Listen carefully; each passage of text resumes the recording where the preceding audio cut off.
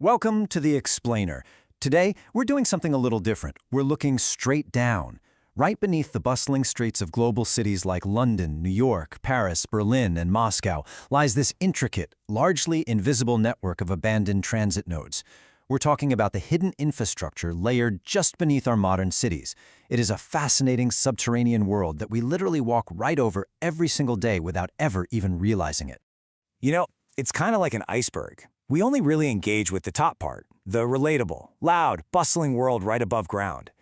But imagine for a second, what happens when a massive transit artery sitting right below your daily commute is just suddenly silenced? These spaces, they don't just vanish into thin air. They just sit there in the dark, frozen in time, quietly echoing with the footsteps of the past. Now, there's actually a brilliant German word for this specific phenomenon, Geisterbahnhof. Literally translated, it means ghost station. It perfectly describes those eerie, closed, or sometimes never even opened stations where active passenger trains still speed through the darkness, but they never stop. Throughout this explainer, we're going to use these abandoned time capsules to see exactly what they reveal about the cities humming right above them.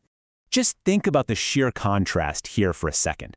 Up on the surface, the modern metropolis is all glass and steel, right?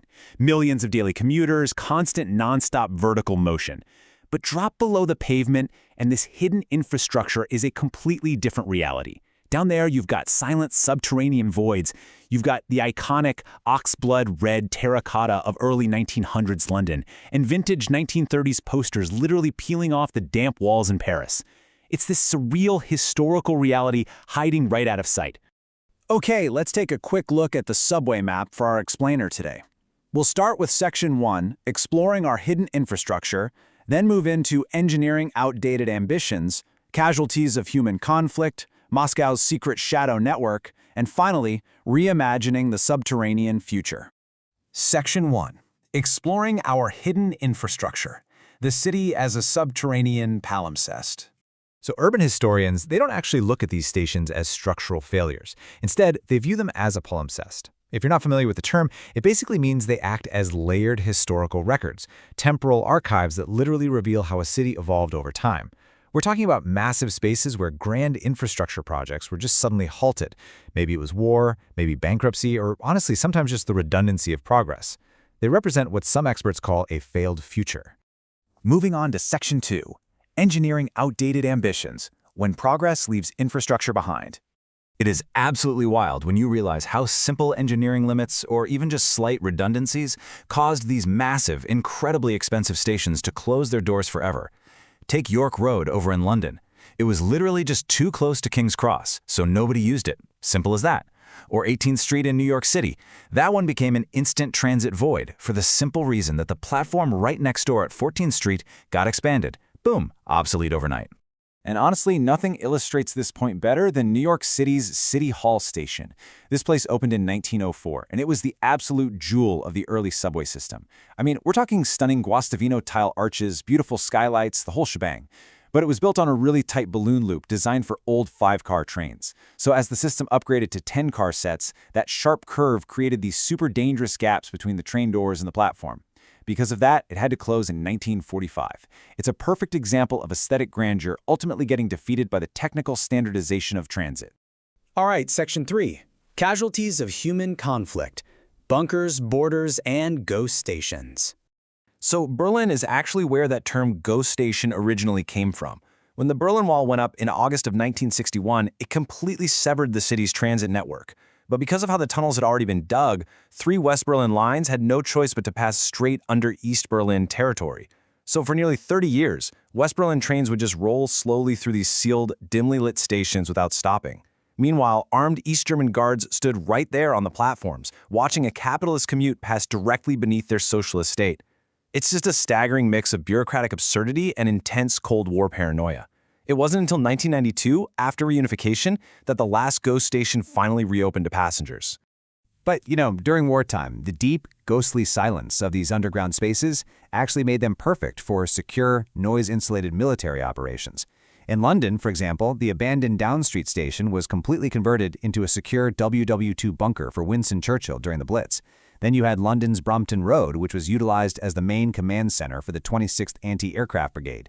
Meanwhile, over in Paris, stations like Croix Rouge were abruptly closed during the 1939 mobilization and then just left there, literally frozen in a pre-war state.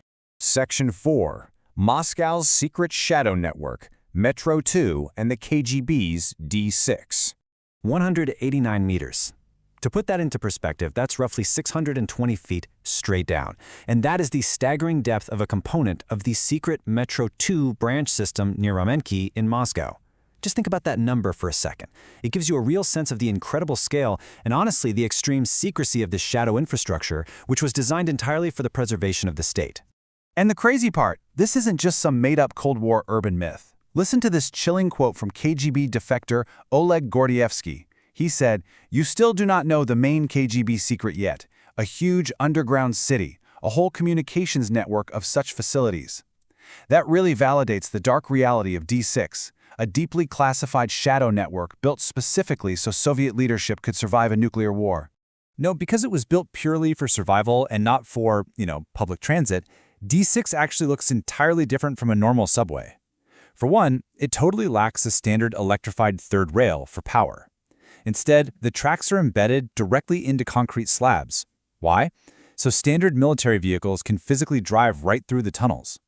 Because of this, it relies on specialized diesel or battery electric rolling stock. And this whole system silently connects key strategic sites, including the Kremlin, straight to the Vnukovo 2 government airport. Which brings us to Section 5, reimagining the subterranean future from transit voids to third places. So first off, there's actually a fascinating psychological aspect to all this. Urban historians refer to it as collective hauntology. Basically, when infrastructure is abandoned, public imagination just runs wild, and citizens fill a city's voids with myths of a failed future. A great example is the persistent legend of New York City's sealed 76th Street station. The rumor goes that a fully tiled, highly functional 4-track station was built in Queens and then immediately, inexplicably sealed behind a cinderblock wall in 1948. The fact that this legend is still talked about today really shows how much we love to project our own mysteries onto these hidden spaces. But on a more practical level, cities are actually starting to reclaim these depths. They're commodifying urban decay to give these stations a second life. For instance, the London Transport Museum runs these incredibly popular Hidden London historical tours. Also in London, Aldwych Station is preserved and actively functions as a controlled cinematic set for major blockbuster film shoots. Over in Paris, the municipality is transforming Station K in Noisy-le-Grand into a massive 2,500 square meter cultural event venue. And, perhaps most impactfully, Paris's St. Martin's Station has been serving as a winter shelter for the unhoused, literally transforming an empty urban void into a vital social sanctuary. And we really can't talk about the future without mentioning the incredibly ambitious Low-Line project in New York City. The proposed steps here were just visionary. Step 1, reclaim the abandoned 1948 Williamsburg Bridge Trolley Terminal. Step 2, install advanced remote skylight fiber optic heliotubes.